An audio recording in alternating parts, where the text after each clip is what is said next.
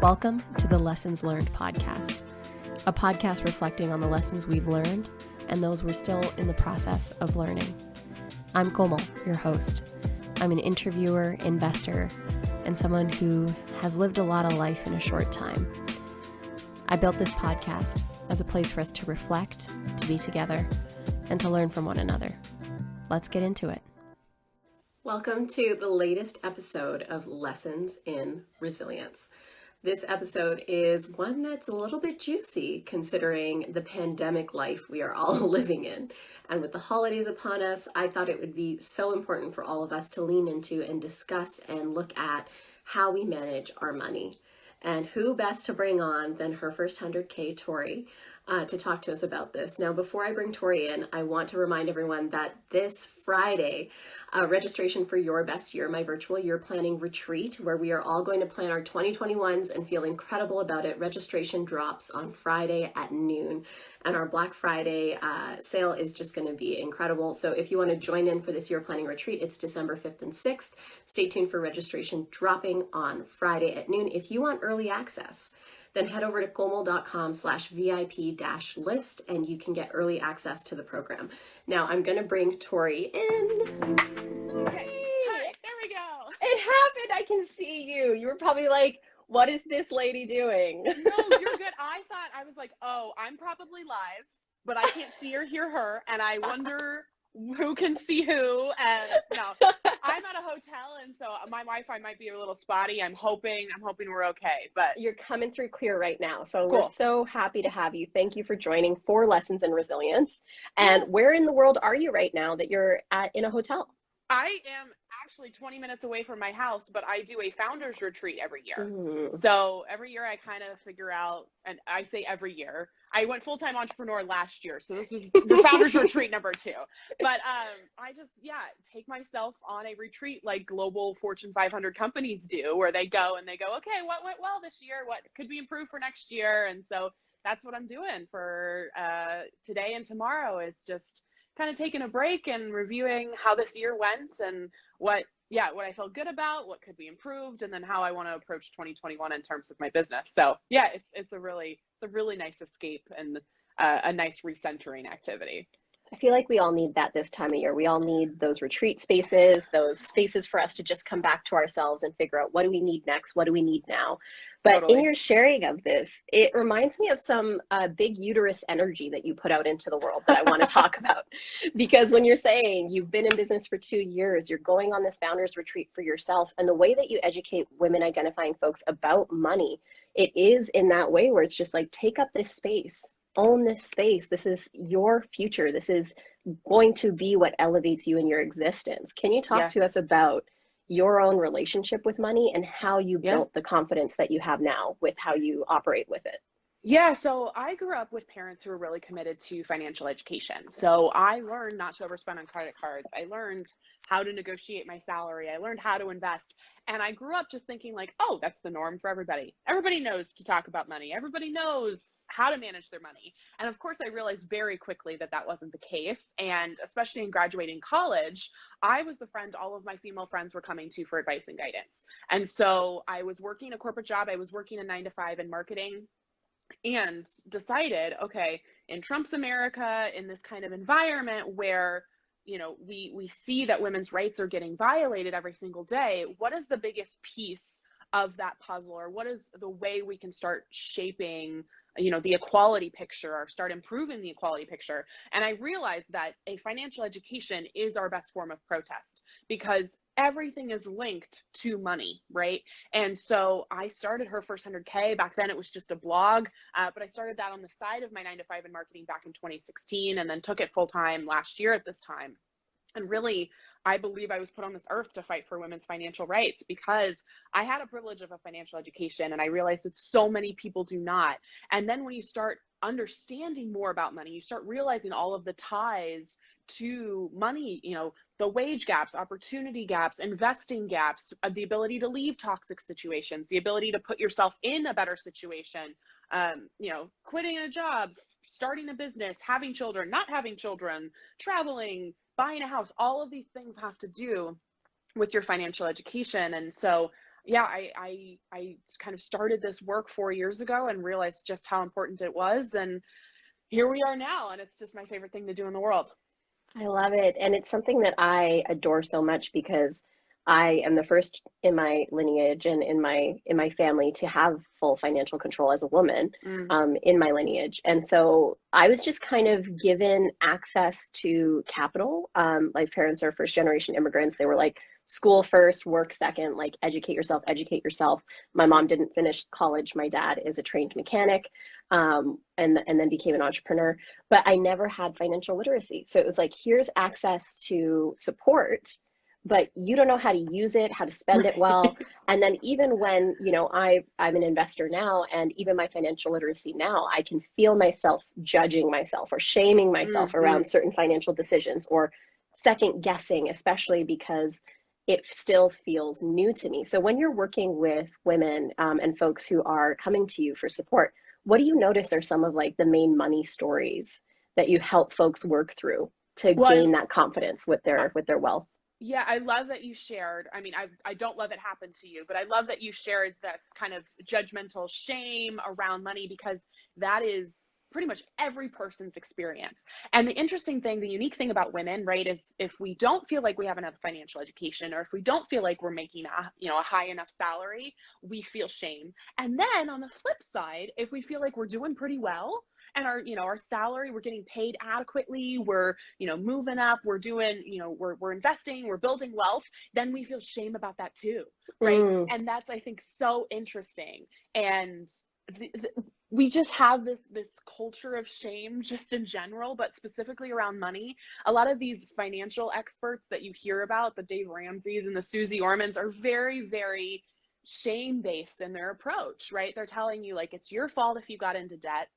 It's your fault if you overspent on credit cards, and you're going to have to dig yourself out of this. And like, this is now your responsibility, and how dare you, basically. And I think not only does that advice, of course, feel hurtful and shaming and judgmental, but it also doesn't acknowledge these other systemic issues, right? So it's not enough for us to just talk about how to budget or how to invest or how to negotiate your salary. We have to be having these larger conversations about, if you're a woman, you're going to have to negotiate your salary differently. If you're a person of color, if you're a member of the LGBTQ community, if you're differently abled, all of these things are going to affect your relationship with money, and especially are going to affect like the shame you feel. So in working with people, the shame and judgment, the feeling badly about their own decisions is something we have to work through a lot. Also, the psychology of money that starts when you're a kid. Actually, the majority of our money habits are cemented by age 7. So it happens really quick. So when I think about, my relationship with money, my parents, encouraged me to save, and I had an Altoids tin where I'd save change for things I wanted. And the kind of narrative was like, if you want something, either ask for it for Christmas, or like, you got to save up your own money in order to buy it. And, for other people, a lot of my clients, maybe it's, parents who literally have frozen their credit card in a block of ice in the freezer because of this unhealthy relationship with money. Or, growing up in a first gen household where you are not only expected to supply your own, finances and, what's the word I'm looking for? Support yourself, but also support, potential children as well as your parents, and kind of being your parents' 401k. So there's so many things to unpack in terms of the shame and judgment and the money psychology that we see cemented very, very early on. And so one of the things that I like doing with clients, that anybody who's watching can do, is just journal about your first money memory. Like, what is the first time you remember thinking about money? And for me, I was 5 years old, and I'm a theater nerd, and I wanted to go see Annie the musical, and I saved up money to go see Annie the musical. And that's the first money memory I have. But that'll probably reveal a lot about your relationship towards money, is just what was that first experience like, and how did that potentially alter or impact your future relationship with money? That's such a powerful question, because I've actually never thought about it. And what came to mind immediately was conflict. We grew up in a conjoined family, two families under in one household with my aunt, my uncle, my mom, my dad. And some of my earliest memories around money, it wasn't because we never had enough, or like, it wasn't because the story of entrepreneurship with my dad and my uncle was such that like they went through a lot of turmoil. And around the time I was born, I'm the youngest of the five of us kids who grew up in our house, was when the businesses started doing well. But it was conflict, and it was this concept of scarcity. And so when I unpack how I live with that now, it is so much unlearning and so much saying, to myself, like, with the net worth that I've built now, with the comfort that I might have access to now, you're safe and you're good. Right. And now you get to build more. And it's just oh my God, money is just so fascinating. And I get why this is where you spend your days and your life. So to make this tactical for those who are watching, a lot of us were in holiday season. Toronto here in Canada just went back in lockdown. We're seeing lockdowns kind of being issued across the board. There you go. And so folks are not only in lockdown and feeling fear, but they're also in the holiday season and trying to control spending, or figure out spending, figure out gifts, figure out all of these different pieces. What advice are you offering your clients, the folks that you work with, and yourself to mitigate and work through a lot of the emotional baggage that's coming up right now for folks? Yeah, it's been a really hard year for everybody. It's weirdly comforting to know that like this is a thing that affects everybody. So the first thing is just offer yourself some grace. Like, even us financial experts, like we've had so many questions posed to us by the media, or by like my friends are coming to me and they're like, what should I do? And I'm like, other than saving an emergency fund, which hopefully you've already done, we couldn't have predicted this. Like, we don't have the answers either. And again, that's a larger conversation about not just your personal relationship with money, but also it's important to have, larger systemic change around money and support. So the first thing is to just offer yourself some grace. We're all going through this. This is a shit show for everybody. So that's number one.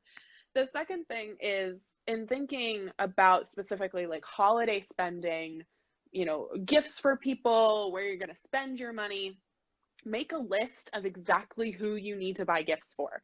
Because I always get really overwhelmed of like, oh, do I need to buy this person a gift? Did they buy me one last year? Do I need to buy one for them this year? And thinking through, okay, exactly the game plan. Who do I need to buy gifts for? And like, what's my budget for them? And maybe for my parents, the budget's higher, right? Because we give each other a couple gifts. It's not just one.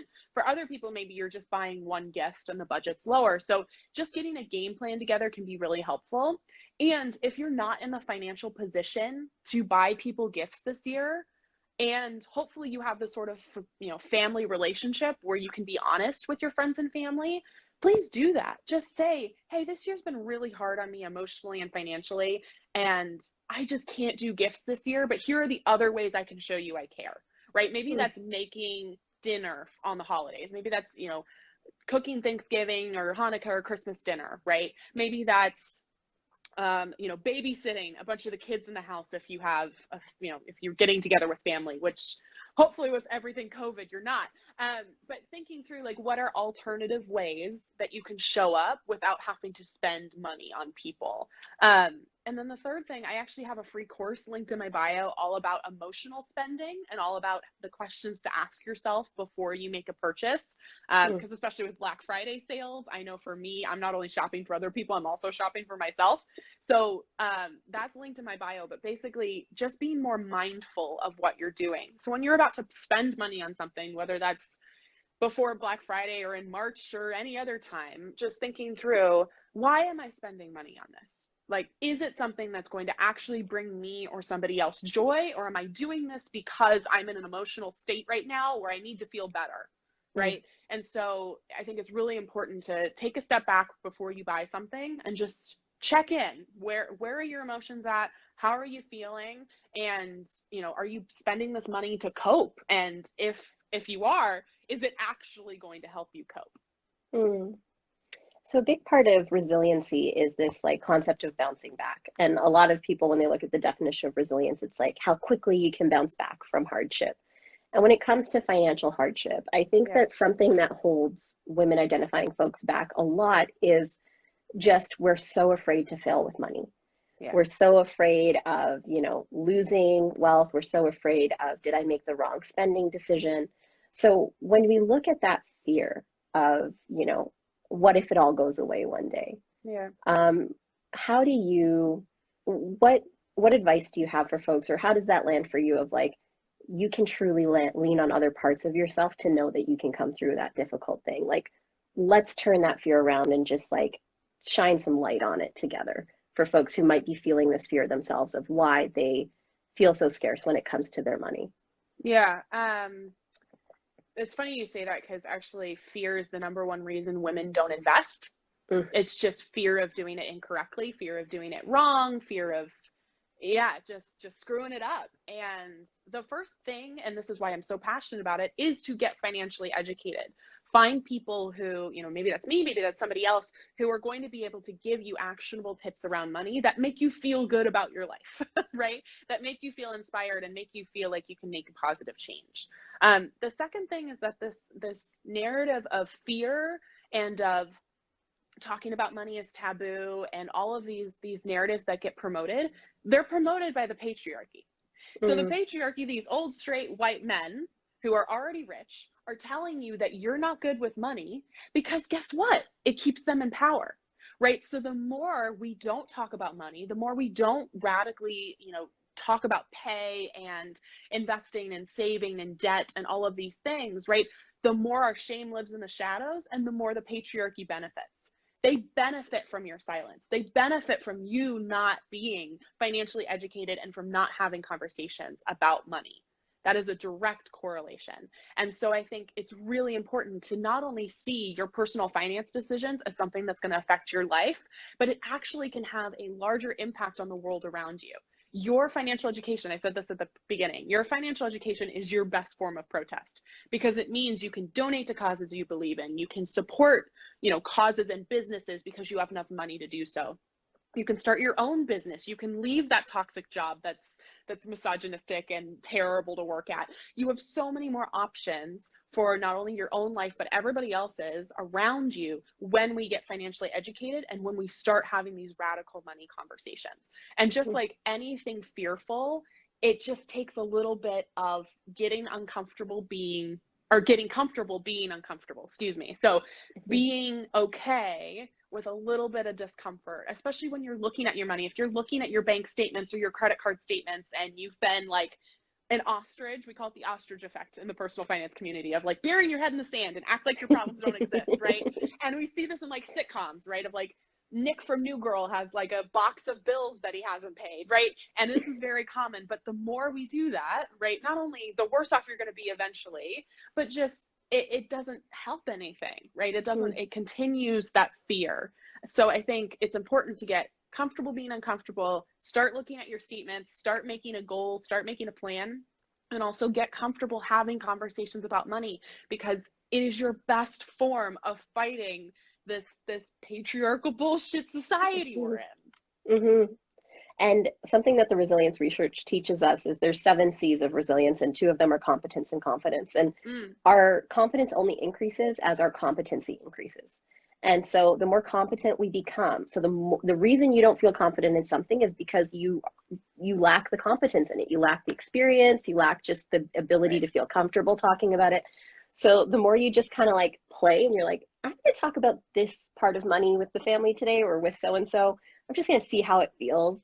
Yeah. And then the more consistently you do that, the more you find your educators, the greater your confidence will build. It's not like it's going to happen overnight. This isn't necessarily a fake it till you make it, but it is a play and test and see until you feel embodied in it. Yeah. And an experience that I had with this is I'm working on paying off a good chunk of debt right now. And it's linked to some family business stuff that we're doing. And last time I went home, I had a big, business meeting with my brother and my dad, and we figured out like the payment strategy and things like that. But I was in the helm of the meeting. It was like, I had the financials up, I had the spreadsheets, I had, everything, calculating all the interest payments, different things, timelines, various timelines. 2 years ago, I would have been crying in that meeting, being like, I don't know my emotions are too in the way of me actually just understanding that this is about strategy and this is about action and this is about Yeah. consistency. So to folks watching, just give yourself the time and space to build that muscle in your life. And I So would say too, yes, we often, I make this joke all the time, but we don't pop out of the womb feeling like, oh, I should just be expected to know Italian fluently or be able to like be a piano virtuoso. It's the same thing with money. You don't pop out, and you're not born suddenly with every, piece of knowledge of what, a Roth IRA is and what, a student loan actually is. Like, we have no concept of that. So it's just like anything else, is that you have to learn it. And society tells you you just should be magically good with it. And yes, it's like any other skill, it's like any other learning, is that it's going to take a little bit of time. And I know the first time I learn anything new, I'm really bad at it. And same. all of us are, right? Like, it's not great. I'm learning chess right now. Yeah. I'm learning how to play chess, and I'm not good. I'm terrible. I know how all the pieces work, but after about 4 moves, I have no plan anymore. And I'm just like, I don't know. Game over. And I'm figuring it out. I got literally in my backpack a Chess for Dummies book, and I'm figuring it out. But it's going to be uncomfortable, because that's what learning, it's being vulnerable, right? You're learning a new skill. You're putting yourself out there. You're saying, oh God, I'm not good at this, but hopefully someday I will be, because I'm going to work at it. It's the same thing with money. And the reason I want to share this story that I'm about to share is because I need folks to know, like, I'm in the thick of launching this next program in my business. We've pivoted into e-learning with the business. It's going really well. But like, we all have our financial shit. Yeah. And I made my first investment in a company that went public and it did really well. But I made the rookie mistake of, you just didn't know what to do when the returns came in. And so you don't set the tax money aside. You have issues that come up along the way. And then it was like, oh shit, I effed up. Like, I really didn't know what I was doing. Yet, like, worst case scenario happened for me, but there was another side to the worst case scenario. And I can learn from what I didn't know then. And so if you're afraid, or if you feel like you're in that rock bottom, like, worry not, young Padawan, as you know, you can and will work through this. You can and will work through this. So for you, Tori, I would love to know, in your life, because you're saying, when you build your financial literacy, when you work this muscle, when you build it up, it can change your life. How has it changed your life? I mean, that'll take hours to unpack. I get, now it's gonna make me cry, but I get probably, I used to say a message a day, but now it's almost a message an hour, which is pretty amazing, of women who are like, this has changed everything. Of, I've gotten out of debt, or I negotiated $10,000 more in my salary, or I started investing and I made my first dollar when I was asleep, and that is the coolest. That's what I was put on this earth to do. So in terms of my own personal finances, I mean, it's changed everything. I have so much privilege, and I'm the first to acknowledge, like, I'm white, I'm cisgendered, I'm able-bodied, I was born in the United States. There's so much here. I also grew up with parents who, really struggled financially. Like, and that's not something I talk about a lot for my own parents' privacy. They're very private people, but they struggled a ton. They were really, in that financial scarcity mode with their parents, my grandparents. And so, when I think about the opportunities that they gave me, this is gonna make me cry, but when I think about the opportunities that they gave me in order to, do something that I really love, and little did I know the impact it would have. That's just the coolest. I have, taken these opportunities that my parents gave me and hopefully set myself up really well, where not only do I have this business that is very lucrative and multi-six-figure and global, but also changes women's lives every day. And not only that, but my own personal finances have changed, but everybody else's that's in this Her First 100K community, their finances have changed too. So no, it's the coolest. And I've just realized the impact that not only your education around money has, of course, on your day-to-day finances, but your confidence in general. And everybody says this, like, it's so cheesy, but like, as soon as you figure out this part of your life that's really difficult, you realize you can do anything. Like, Yes. you realize anything that is hard, you can do it. It's gonna suck. It's gonna be hard, but you can do it. And I feel so confident in myself. I feel so confident in my own abilities because I provide for myself. I am able to build this community of other women who are providing for themselves too. This, again, I could talk about this for hours, so I won't go on a huge thing, but it's radically transformed my life. It's radically impacted the way I see the world and what I want to do with my life. And yeah, it's just been the coolest. It's been the coolest experience. That's so beautiful. And just to bring in a little bit of the research around resilience again, there's a concept called self-efficacy, and it's our belief in ourselves that we can do hard things in a specific area. And one way that we build that is through mastery experiences. So when you've mastered one part of your life, whether it's your finances or a hard area of your life that you're struggling with, you can borrow that strength and confidence and apply it to other parts of your life, as you explained. So like, this is actually how our brain works. So borrow your confidence, borrow your resilience in one part of your life and apply it to that area that you're struggling with. And it might be your money, and it might be this space. And so thanks for that so much, Tori. And one more thing I want to say here too is I was watching a live of somebody's, and I can't remember their name right now, but they were saying around for folks in business, like, your business isn't what's going to make you rich or wealthy. It's actually what you do with your profit from your business and how you invest that beyond. So as we wrap up our conversation, a lot of the folks in my community, in yours, I'm sure, are running their own businesses. Can you talk a little bit about building the mindset of wealth building versus revenue making? Yeah, I love that. I think, that's such a great question. I'm gonna write that one down. That's a good question actually to think about in my own founders retreat of like, where am I at? Love. I think there's a really big difference, right, between rich and wealthy. Those two words are very different, right? And the numbers on the page, and I'll be 100% honest, part of my founders retreat this year, I have been so growth focused. And I'm a numbers person in that way. I'm like, I want to hit this revenue number. I want to hit this many Instagram followers. I want to do this. And honestly, in the past, like even 2 weeks, it's been a realization for me that like, I want my growth to deepen rather than widen, if that makes sense. It does. And so I think it's also the realization, like I said, between rich and wealthy. Rich to me is money, right? You got a lot of money. Maybe even Jeff Bezos money, right? You're swimming in swimming pools of money.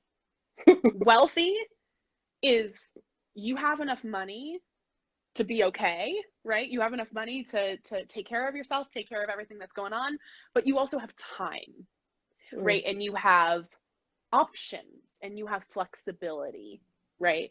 And I don't want to be rich because I think rich is just, that it feels icky to me anyway. Like, I don't want to be rich. I want to be wealthy. Like, I want to have a lot of money, but I also want to do a lot of good with that money. And I want to make sure that, I have really time. And I love, somebody just commented, access to choice. Exactly. That's what I'm trying to say here. It's like, I want people to be,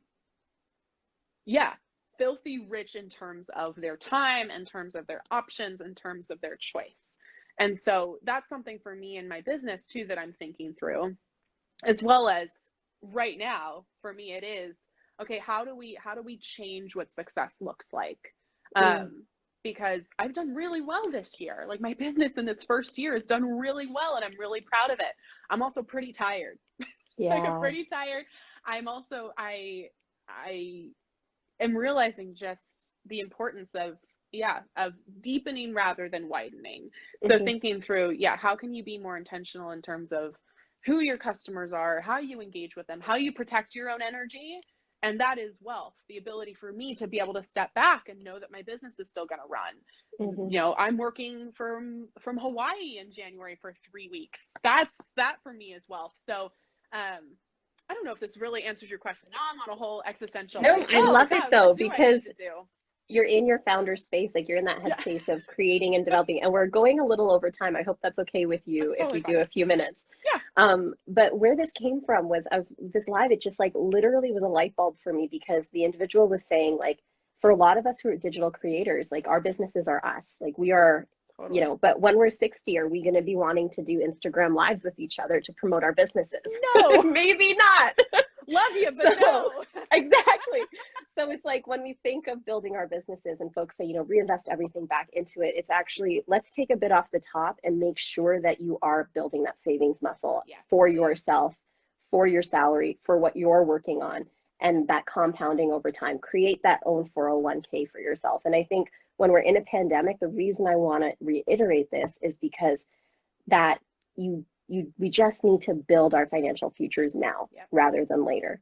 So that was where that was coming from, because I'm still unpacking it, as you can tell. I'm working through it. So it's the airplane rule too, right? Of like, you have to put on your own mask before you can put on anybody else's, right? If you have to take care of yourself before you can support anybody else. And that's both emotionally, energetically, and financially. Like, I need you to make sure that you're taken care of even before your business is taken care of.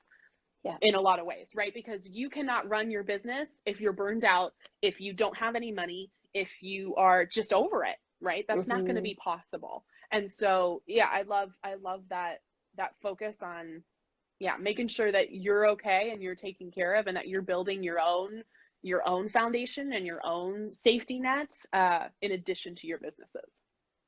So last question for you.